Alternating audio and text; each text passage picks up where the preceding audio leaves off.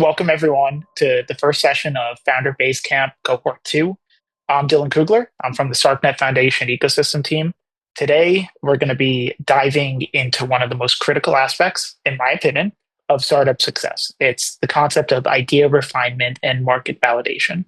This session is really all about making sure that you're building something that people actually want before you end up investing months or years into development. So we'll cover the frameworks, the tools that you need to validate your ideas quickly and effectively.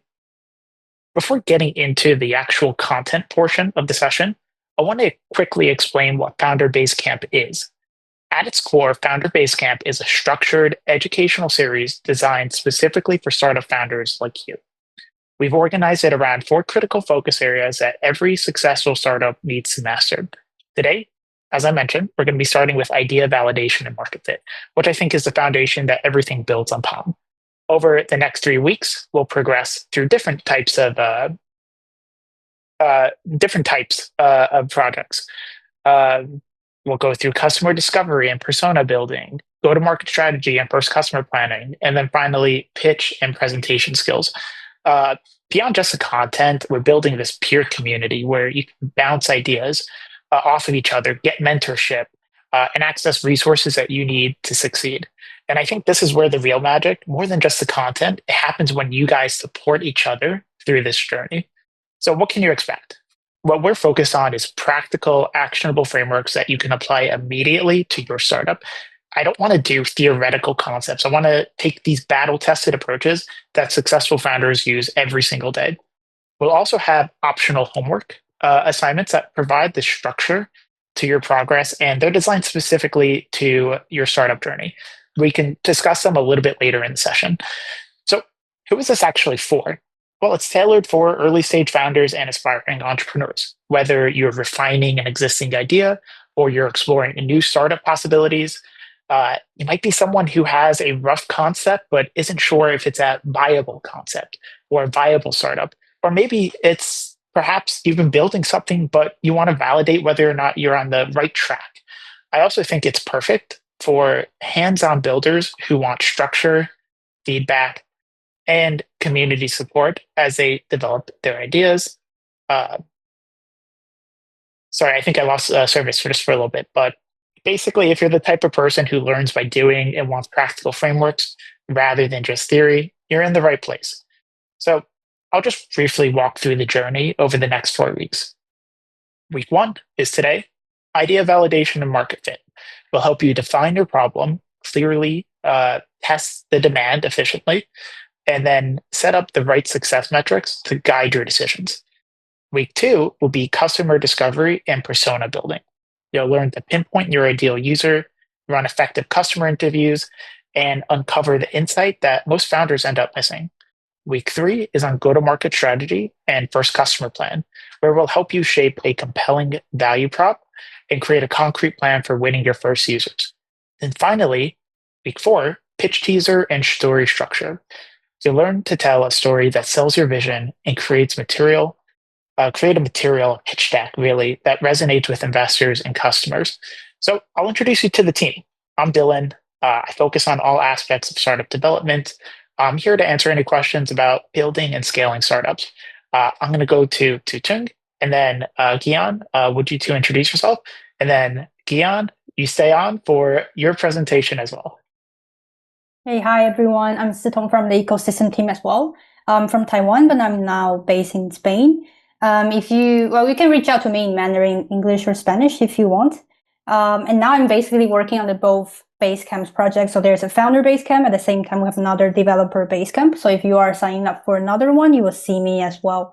You can ask me anything about the program, the agenda, assignments. If you have anything regarding the program, you can feel free to reach out to me on email or Telegram. Hey everyone, I'm Gyan and I work in the ecosystem team along with Dylan. So I will be doing a small talk on Tarpit ideas just after. I've been a startup co-founder myself in the past, and I've been in the StarkNet ecosystem for about 3 years now. And I'm excited to help people really understand what could work and what could not, what may not work as a feasible startup idea. And I think this Founder Basecamp is that journey where you could potentially, come up with a unicorn idea, or some ideas that you have been working on for a long time. You would get more clarity on whether they could help you become self-sustainable in the future or not. So feel free to ask me any questions around startups. If you want to just run your idea by me on TG, or wherever you think you may need some help, just bounce off, brainstorm, etc. I'm here for you. Okay.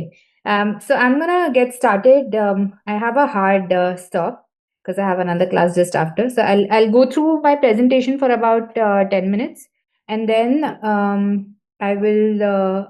If you have any questions, feel free to reach out to me on Telegram. Oh, perfect. Okay. The PDF has come. Can I share my screen? Oh, I can't. Okay. No ways. Okay, let's go. So, oh, okay, I can. Thanks, Sue. That was quick. That's Sutung for you. That's her skill. He does things really quick. Okay. Yeah, I'm just comfortable moving my own slide. That's okay. Let's get started. So today I'll talk about slightly sensitive subject. It's called Tarpit ideas, right? And I'll talk about what they are. So sometimes we feel a huge pull towards an idea, right? And we feel like this is maybe our calling. This is what we want to do. This is what we want to build. And it may or may not come from a problem that we have faced personally, but it could be, a problem for a lot of people in your friends circle, maybe in your family. And you may think that this is a fairly common problem and might be wondering why no one has solved this problem yet through software, right? Because that's the context that we are talking about. There are a lot of different types of solutions. Here we are talking about a combination of building software, building something which is where blockchain could be a potentially breakthrough technology solution, right? However, if you see this trend that no one has built a solution for this problem, you want to be a bit more careful. This could be a tar pit, right? And what is a tar pit? A Tarpit is a deceptively attractive problem, right? You feel like, oh, like you're super drawn to this problem. However, that business in itself is unscalable and extremely time consuming for you. And there are a lot of problems like this that have trapped potential founders. And over a period of time, they have just given up, that they haven't been able to build this business in a way that they would like to. And then they just move on to doing something else, right?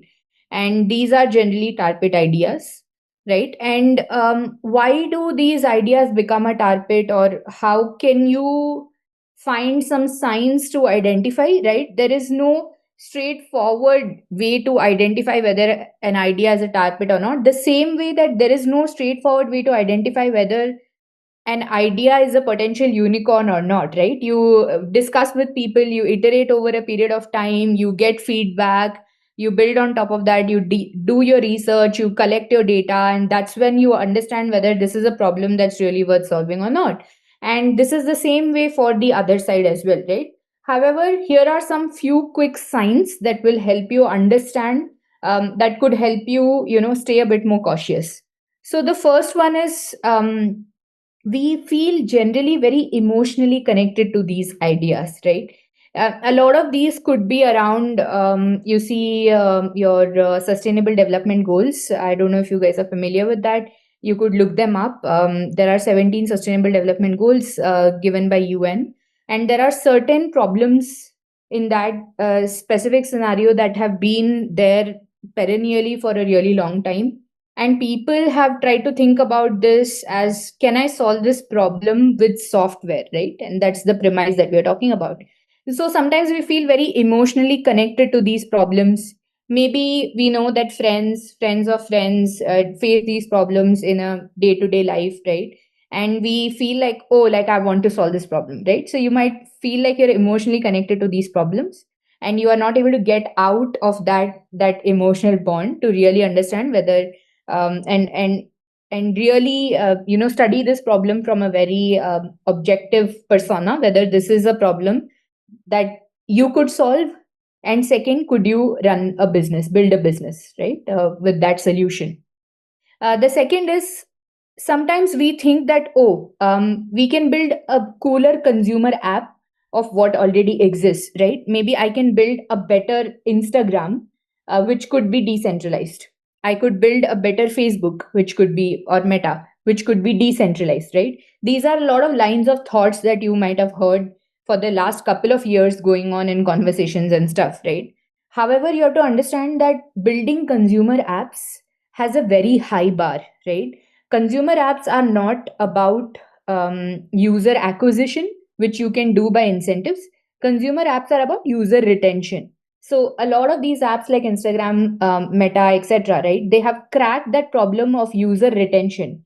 And because they have cracked that problem of user retention, they are able to see a lot of users who are hooked to that app, right?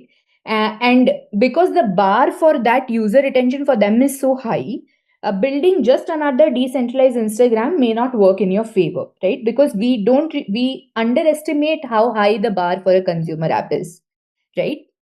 Now, the third thing is this problem, like I mentioned earlier, I gave an example of UN SDGs. There is something beyond software or application that is required to solve this problem, right? There could be regulatory bodies, for example, where you need some sort of regulation to come into place. That's when you can actually build that and ship it at all for people to be able to use, right? Otherwise, it is only usable in your smaller circle, for example, right? Or there could be, maybe eventually there is a law that prevents you from building something like that and distributing it to masses altogether, right? So these are some of the factors that you should consider and which could potentially make your idea a Tarpit, right? And the thing about Tarpit is that people will want to keep building it because they think that this problem will keep existing, right? And you're thinking that you're building towards a solution, but you're not. You're just getting sucked into a pit, right? And one thing that you should do and you could do is pivot, right? And sometimes we will feel like you are pivoting away from the problem because you're so committed to the problem. Sometimes you don't want to pivot, or you feel like it's not the right thing to do to pivot. However, pivoting is literally a part of being a founder, right? That's what you do actually every day, every week. As a founder, when you're building something, you think that you want to do something, but you actually pivot and do something else because that is what is good for your company, or that is what is good for your business, etc. So pivoting is actually, it doesn't make you a bad person. It doesn't reflect poorly on your judgment in any scenario. It just, in fact, it is the other way around. It reflects well that you are able to make a quick decision to change when the moment you realize that something is not going the right way. So, yeah, don't hesitate to move away from ideas if you do not find a product market fit. Don't build something and then go for product market fit. You have to find the product market fit, and that's when you would start building at scale, right? Because if you don't have a product market fit, you're just burning money. And when I say money, it also is your time, right? As a founder, your time is of most essence. So definitely don't hesitate to pivot. Find products, and how can you pivot? What can you pivot into, right? Find products that have more demand but less skillful founders, right? So there are lots of X/tech fields that are coming up where people may have expertise in X. So, for example, legal tech, right? Maybe there are people who have a lot of expertise in the law side of things, but they may not have a tech co-founder. So if you have technical expertise, you can look into problems that legal tech can potentially solve, right? So this is for example, a domain where there is more demand because that not a lot of things are automated, and there could be potentially software that could help solving a lot of problems, but there are less skillful founders in that space, right? Anything that's got to do with manufacturing, that's got to do with healthcare, these are all very niche domains, right? And I'm not saying these are up and coming domains, but I'm just saying as an example, there are less skillful founders in that space, and that's why you don't see that there is too much innovation happening over there, and you could capture that, right? Because you are a founder, you're determined to build something, you can go towards problems that are in these kind of industries, and then aligning to that is as well as the last point where you should choose a domain that you have strength in, right? Or as a founding team, let's say you have the technical strength to build something, you want to find a founder who has the domain expertise. It is extremely important for you to be well researched in a domain, right? Let's say you decide to build a game, but you aren't sure actually how existing games monetize themselves, right? Then it's not going to be super helpful for you. If you're just passionate about building a game, but you have no clue as to how existing games are making revenue, it will take you a really long time to first of all reach revenue. And second is maybe it's Tarpit, right? Just because everyone is building games, you're also building it, and but you have no idea how you can monetize this, how you can have user retention, etc. Right? So you could potentially pivot in that. And few examples that I see being built, thrown around a lot, especially in hackathons, etc. Right? Discovery apps. So like think of this as like an alternate Spotify to discover new music, an app that helps you discover, I don't know, new restaurants. And one of the examples that the YC team, Y Combinator team, gives really well with the discovery apps is the problem is not that you don't have enough good restaurants to eat, right? The problem is that there are only so many restaurants. So if you have something on one app, you're going to find the same thing on another app. Building another new discovery app is not going to solve the problem that there are only so many good restaurants that exist in your area, right?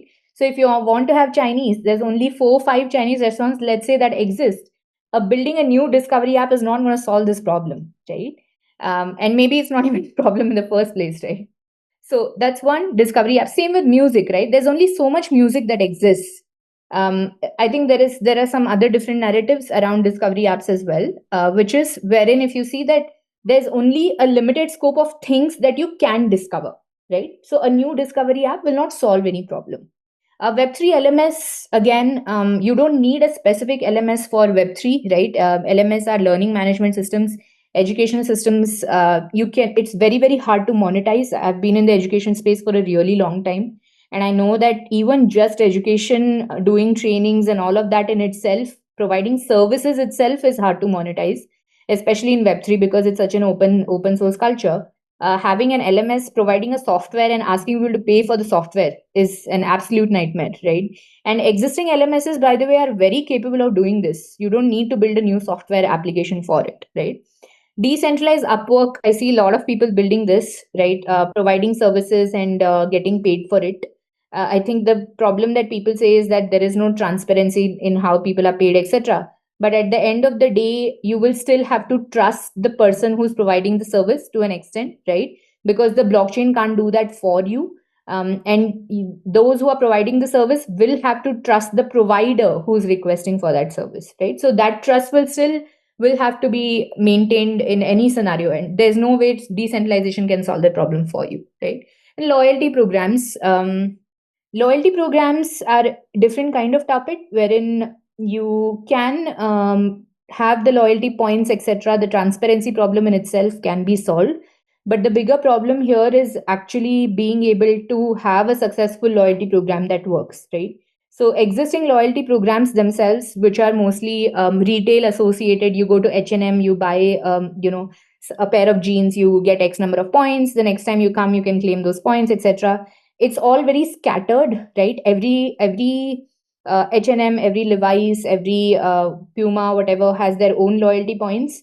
And that is the bigger problem, which is each company has their own loyalty program. And if you try to bring a loyalty program that will bring it all together, it's not profitable for them.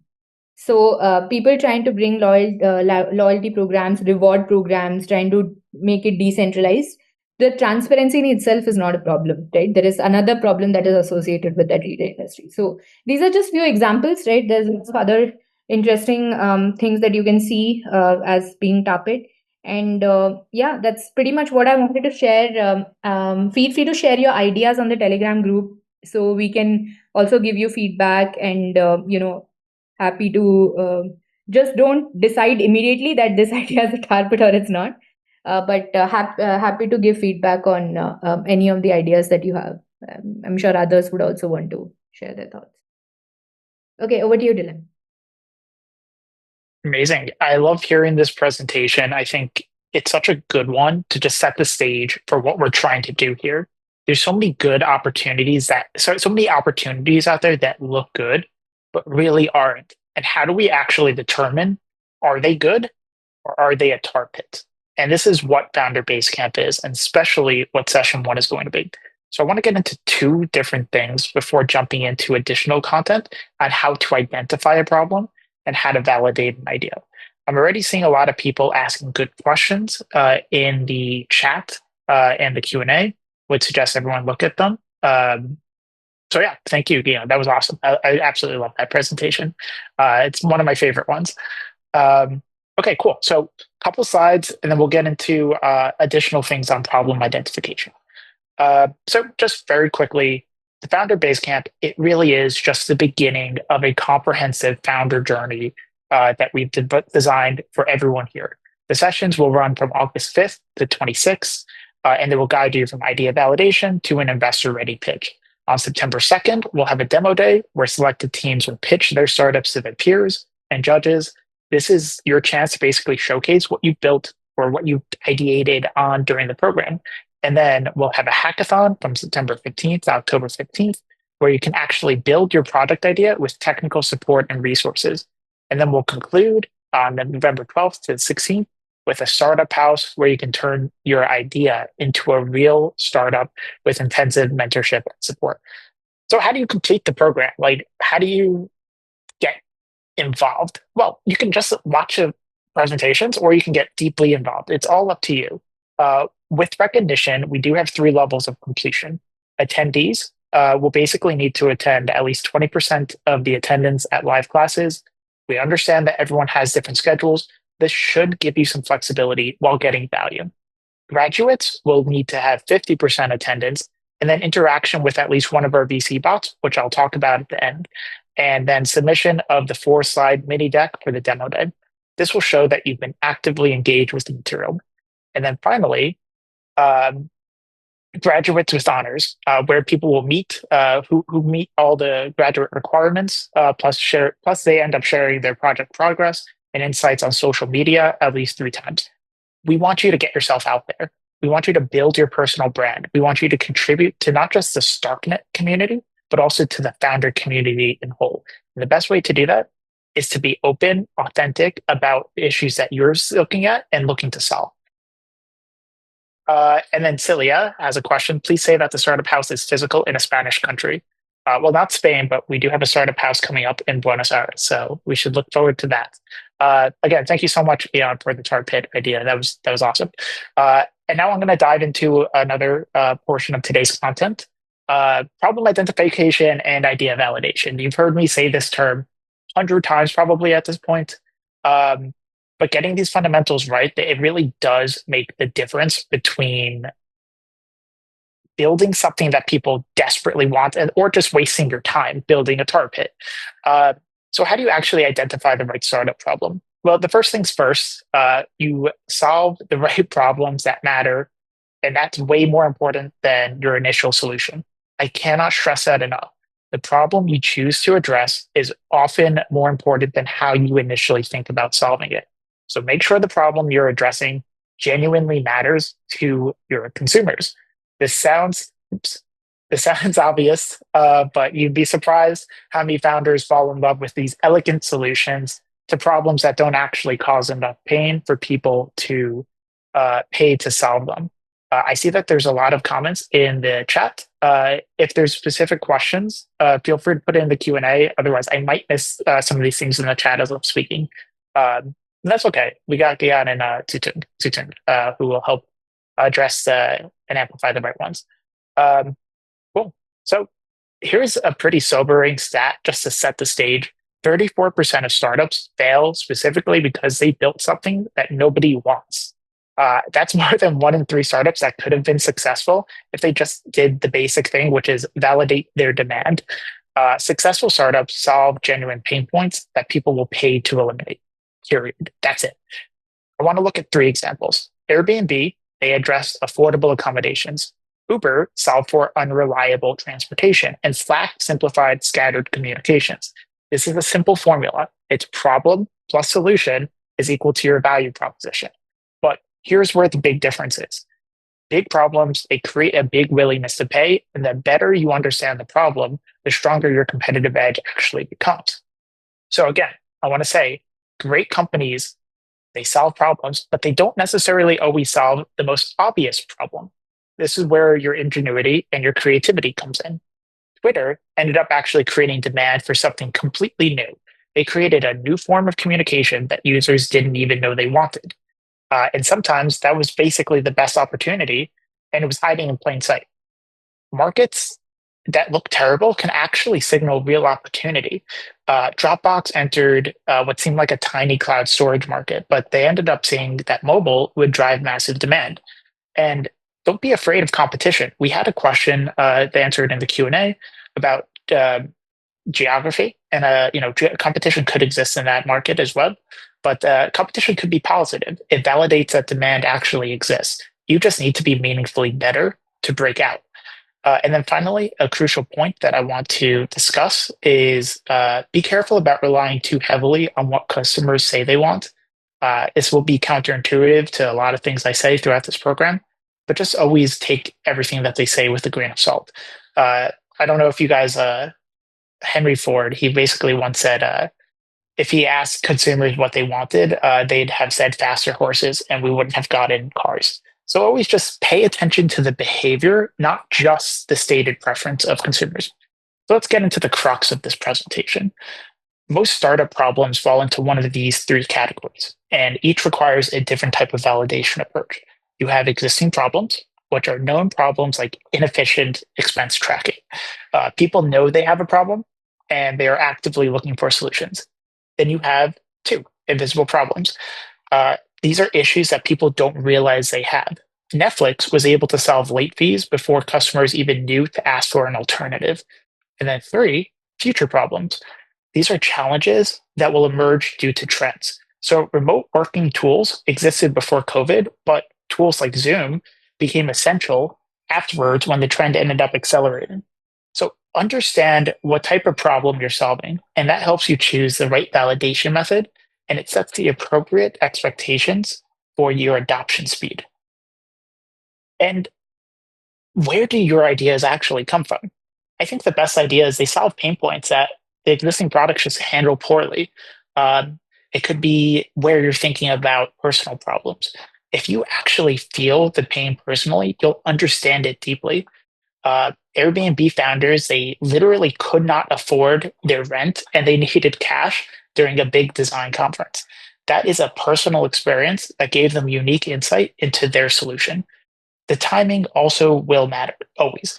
You don't need to be first, but you do need to be meaningfully better. I mentioned Zoom. It wasn't the dominant player because it was first. It wasn't first, but it drastically improved video calls right as remote work was starting to become mainstream. And then finally, I want you to be contrarian. Challenge the assumptions that don't match the reality. Netflix had a DVD by mail idea, and that seemed absurd compared to what Blockbuster was able to provide immediately. But it resonated because it eliminated late fees, which was a pain point that Blockbuster ignored. So the key insight I want you to take away: look for existing solutions that are deeply flawed or create new pain points in the process for solving the original problem. And now here's the thing that I really want you to focus on. Why are you the perfect person to solve a particular problem? Do you have domain expertise that others lack? Do you have insider understanding of customer pain points? This will give you an unfair advantage in both building the right solution and reaching the right customers. Do you have an unfair advantage? Do you have access to customers or distribution that others do not? Do you have specific technical capabilities that make you stronger at engineering? These will create moats around your business. And then finally, are you motivated enough to persist through the inevitable challenges that will occur when you're building a startup? Are you deeply committed to a personal passion that will keep you beyond just the business opportunity? These are the things that really matter if you are going to basically prove that their solution on the market is the best one. And what makes a problem high impact? High impact problems, they generally occur frequently. They cause real frustration, and they have customers already investing to solve them. And they demand urgency as the last feature. I want to consider the top two. frequency and intensity. This is a problem that happens daily, but it might cause a minor annoyance. This would be a little bit less valuable than one that occurs monthly but causes severe pain. So I want you to really look for that sweet spot where all four factors end up converging, where it's frequent, it causes frustration, people are actually able to pay for it, and it needs solving now. So here's a key test. If a user doesn't feel it's urgent, it's likely not the real problem. It's likely not the right problem to be solving. If urgency is your best indicator of whether people will actually pay to solve this problem now and not someday, that is something where you're thinking, yes, this is something that needs to be solved. So I put together a little worksheet that you can use immediately. It just really goes through how you can think through each element. I'm not going to spend that much time on it, but it goes into what specific problem are you solving? I want you to be concrete.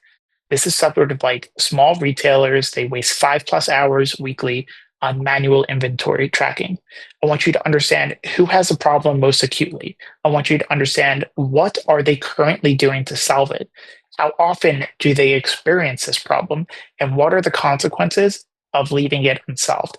I want you to be specific because specificity makes validation and problem solving more effective, and always quantify your data wherever possible. So now let's move on to validation. Idea validation is just a process of verifying that your concept addresses a real problem for a definable target customer and that those customers will react positively to your proposed solution. In simple terms, it means gathering your evidence that your idea has a market before you invest a significant amount of time and money building it. I'm sure we've all been here. You've had a good idea. You're enthusiastic. You're super high. You have a vision of how this new startup that you've ideated will change the world. And then you end up putting it in action and you end up not getting traction. You may be spending months or years building something that ultimately nobody wanted. This is where validation comes in. It forces you to pause, to gather evidence and ask the tough questions early on that will save you time and money. Shift the narrative from can we build this to should we build this and what exactly should we build? The benefits from this is I want you to fail fast, but I want you to fail cheaply. And I want you to avoid building something that nobody wants. So this is getting clarity on who your early customers are and generate insights for your product roadmap.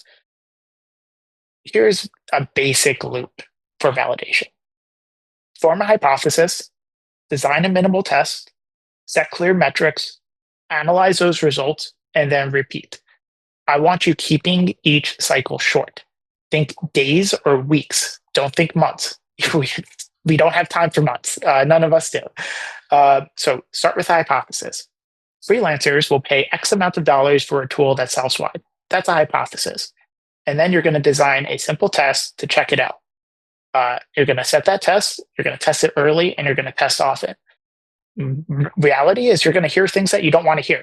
And that's okay, because it's far better to find a flaw in week 4 than to press on blindly for a year. I want you to fall in love with the problem, not the solution. So ultimately, look for patterns, not just confirmation. You want to learn. You want to learn about what makes people tick. I don't want you thinking through and validating what you already believe. That's a waste of time. So how do you actually test your idea? Well, there are multiple approaches to this, and I'll walk you through a couple different examples. I want you to use an MVP as an experiment. MVPs, as definition, is a minimal viable product. Emphasis on minimal. Their goal is to learn, not to be scaled product. An MVP lets you put a basic solution in users' hands quickly to gather feedback before full development. Smoke tests use landing pages to gauge interest before building anything. Buffer, they validated demand with a simple landing page that described their social media scheduling tool, and they included a price page. When 100+ people clicked the plans and pricing button before the product was even built, they were able to prove that there was a willingness to pay, and they basically put zero investment into it. There's a concept of concierge tests, which involve manually providing the service. There was a food on the table company. The founder actually personally planned the meals for customers to understand what the automated services needed to do. And then finally, the one I really like is the Wizard of Oz approach, which makes users think they're using an automated product when you're actually doing the manual work. So Zappos actually started by doing this. They bought shoes from local stores after receiving online orders. So the concept is smart validation will often combine multiple of these methods. And the key is choosing whatever approach that answers your most critical assumptions with the minimal investment. So this is what an MVP is. It's just what users need to get value, not what you think they need. There's often a gap, I think, between what the founder's idea of an MVP, which includes too many features, and what users genuinely need. An MVP, again, is just about learning. Does anyone want this? Will they pay for it? How do they actually use it? It's not meant to be a perfect problem. It's just enough to deliver core value and answer essential questions. If you look at Amazon, they started off with just books. There was no complex features, but it proved that there was core value to the product initially. So start with what delivers core value, not your full vision. That's where the real MVP lies. That's where the customer pain meets your prototype capability. And I want you to realize that validating an idea isn't just about running experiments. It's about interpreting results objectively.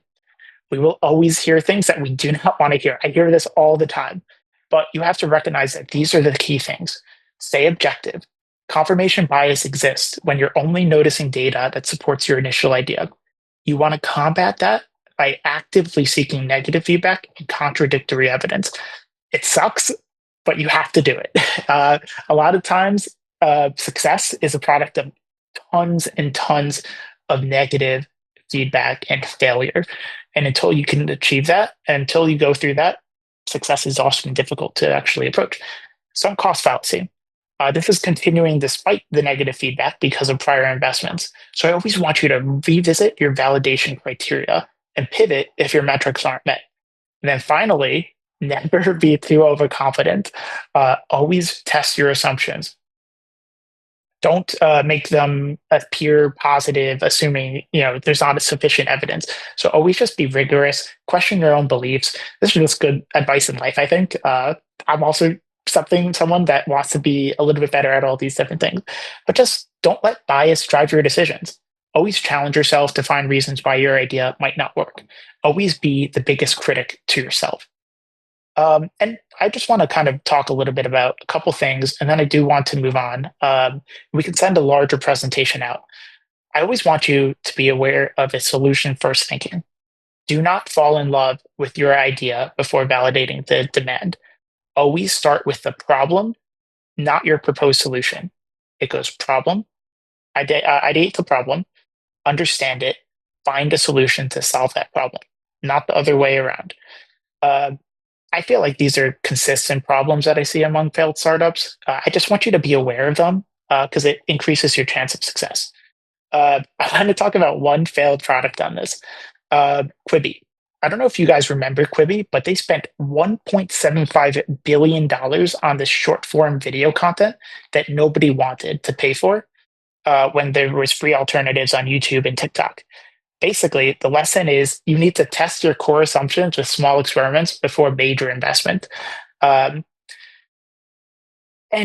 think maybe this is something that we could discuss on another conversation, but I will include it in the major slides. I do want to talk a little bit about this slide, actually. It's just really alignment needed for product market fit, and each of them builds upon the level below it. So we start with target customer at the bottom. Have you clearly identified who you're serving? Then underserved needs. Are you solving the most important problems for that customer?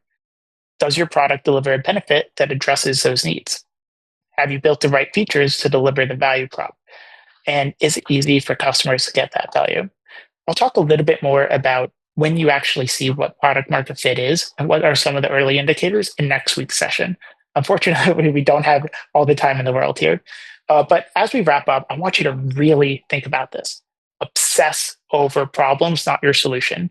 The problem you choose to solve is often way more important than your initial approach to solving it.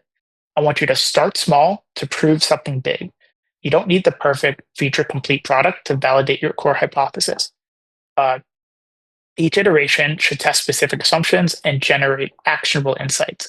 And I want you to realize that people using your product is good, but people being genuinely excited about your product is better. And always just let data guide your decisions.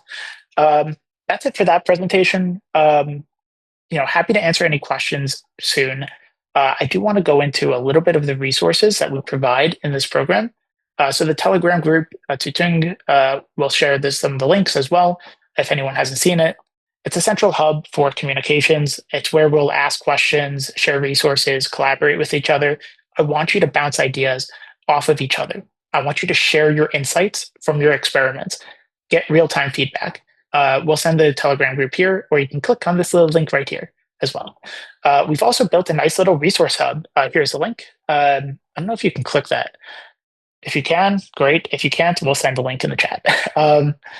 Basically, it includes articles, templates, checklist readings, everything that you will need to further your knowledge of the particular topic. I do recommend that people review these resources to reinforce the learning and prepare for next week. Honestly, it really is a toolkit that grows upon each session. And then finally, I want to talk a little bit about homework, which is highly recommended, but completely optional. We all know everyone is busy. We've structured weekly tasks specifically to help you refine your ideas and clarify your thinking about your startup concept. The assignments are basically built towards practical outcomes. You'll start by articulating your idea and validating assumptions. Then you'll move to creating concrete deliverables like validated business hypotheses, defined target customers, initial go-to-market strategies, and investor-ready material.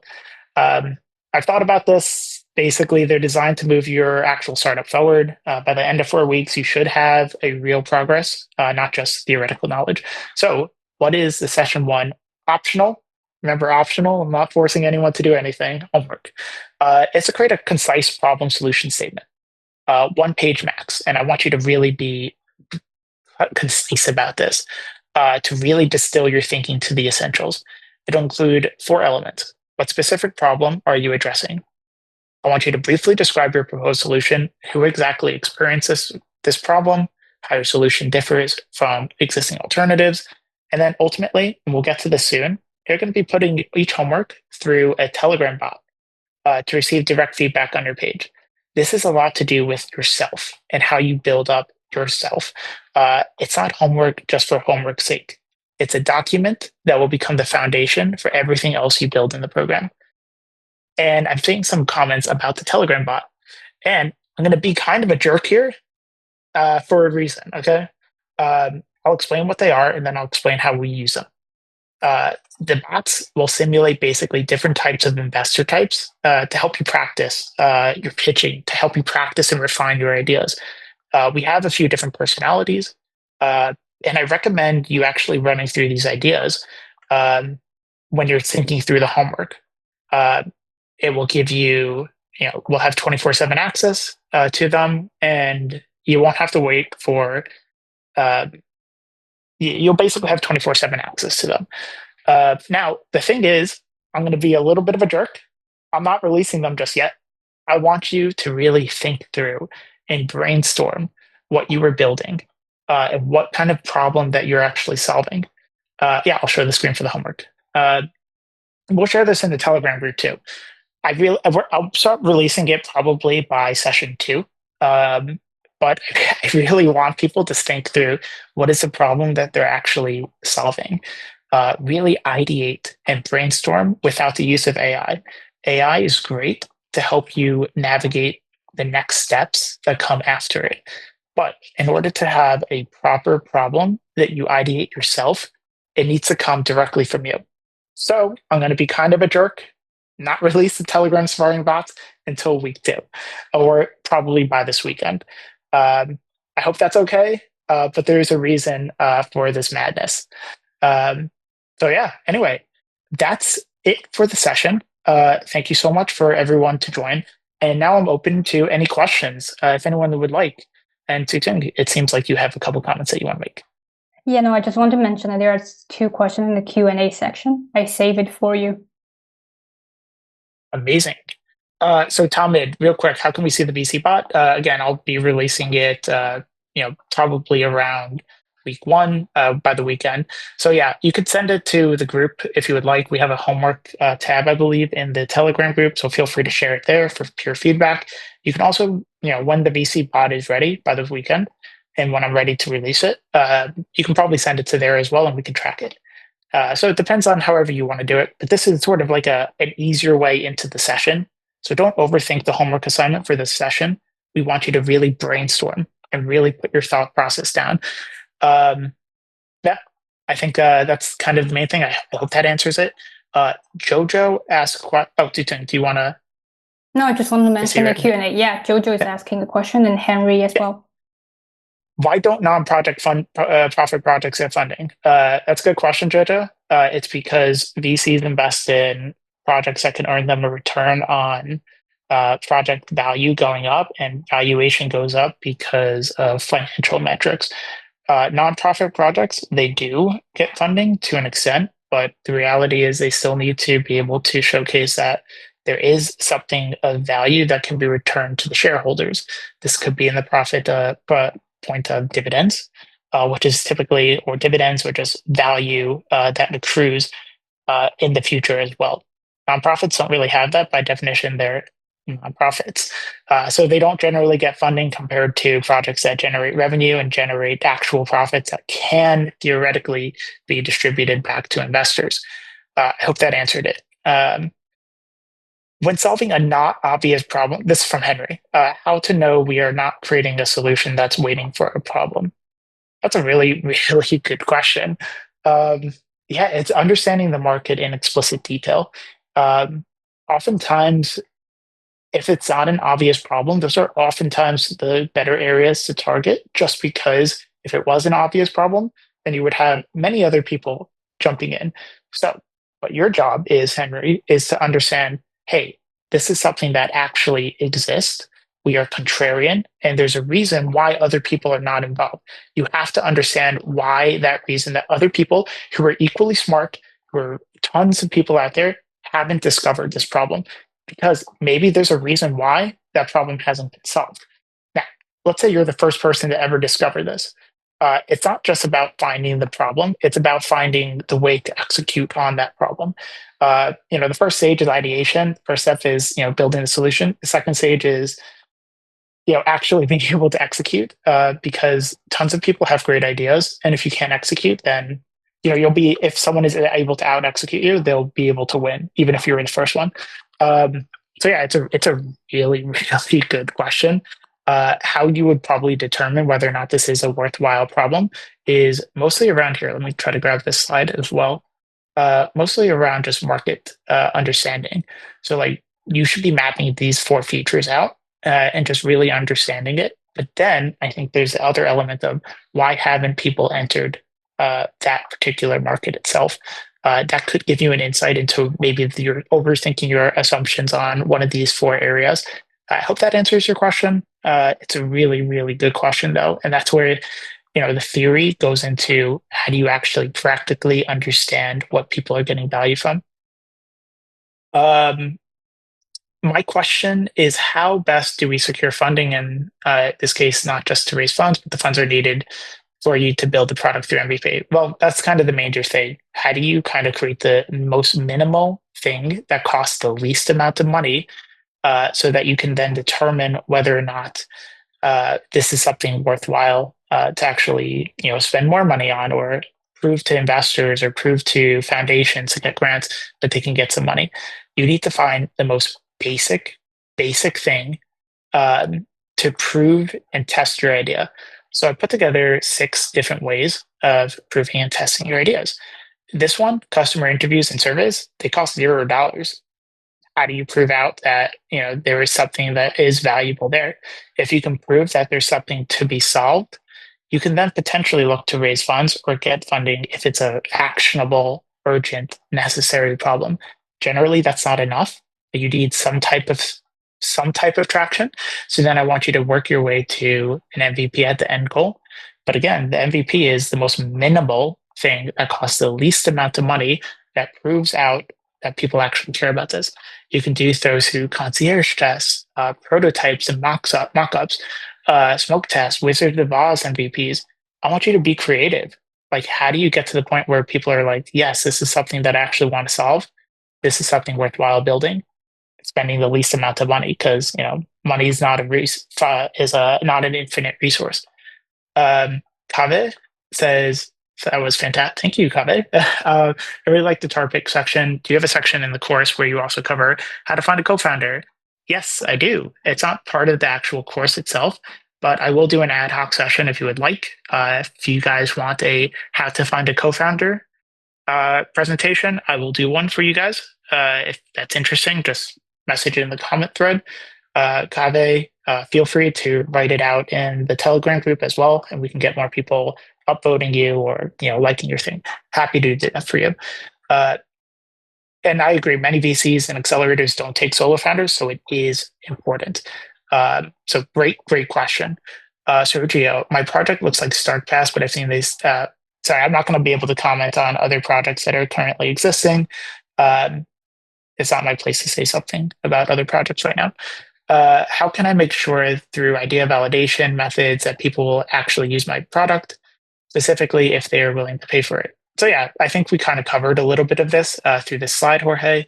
You need to find your way to actually form a hypothesis and then ultimately design your minimal test. That could be a landing page. It could be interviews. It could be prototypes. You need to find what is actually valuable for you. You also ask the next question, what are the metrics that indicate the necessary traction? At the early stage, it's different than what VCs will want. At the early stage, your goal is to validate. And before you can get funding from VCs, you need to make sure like this is something worthwhile to spend time on. So at the very early stage, you need to be able to prove some elements of traction. Whatever your success metric is determined by your minimal tests that you're building. Ultimately, you want to have some type of consumption metric that you can prove out that the core value of the user is being achieved and growing over time. Whatever that is dependent on your particular company. So yeah, it's a little different, but ultimately the goal is to create the right leading indicators to ultimately get your lagging indicator of revenue, which showcases what happened in the past. But like that's the ultimate thing that people care about: revenue, users. Like those are the main things. Okay, anonymous attendee. Let's me read this a long question.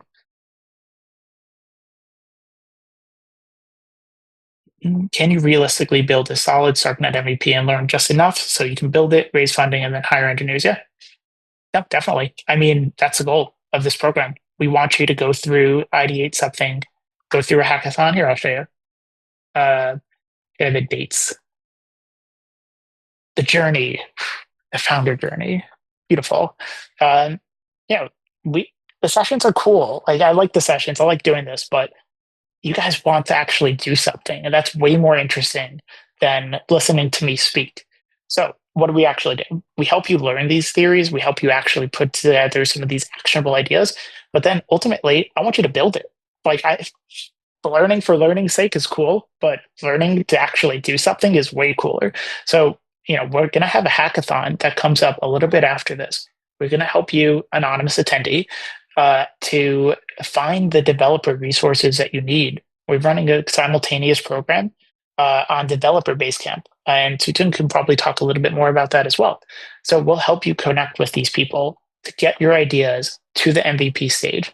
And once then, you can then determine, is this something that we actually want to continue building on? Yeah. So yeah, that's a good question, and it is something that you can definitely do. Okay, I'm seeing this project. Realize a serious problem after building multiple AI products, lack of open standard for AI billing. Build solutions. Okay, cool. I like the fact that you're thinking through this problem. Everything I did satisfies my thirst for innovation, but I want to take it. That's cool. That's good. I want you to be more than just thinking through a project. I want you thinking through a company. No more in crypto are VCs investing in ideas or projects. They need to invest in companies. We need to be taken seriously within the rest of the world as well. So think about it more than just a project. Think about how do you build a sustainable long-term company. I like the fact that you're thinking about that, Hero. So pretty cool. And I like the fact that you're thinking so deeply about the problem and what you've experienced when building multiple AI projects. Seems like that's it for all the questions. We have 1 minute left. Project to company, what's the first step? It's how do you actually find what metric is appropriate for you? And then how do you actually get to that point? So it seems like you already found the problem. Now, how do you get people to pay for your particular solution to that? Projects are just something that's built for the sake of building something. A company is something legitimate that lets people actually pay you to use your service. Anyway, I'll end it on that. I hope this was useful. Join the Telegram channels. Let's communicate there. Homework again is coming up. Brainstorm. Think deeply. I don't want you guys using AI until you have really deep brainstorm. No. Anyway, I'm excited for this. If you're a developer yourself already, I see this last question here. That's good. If you're a developer, you have the technical know-how. Now you just need the entrepreneurial know-how. And then Superman asked me to answer his question: how do we validate the hypothesis we formed? Yeah, so I mean, I feel like I've touched on that quite a bit. I have a whole section here on validation. Would suggest looking through some of the slides and reviewing some of the presentation.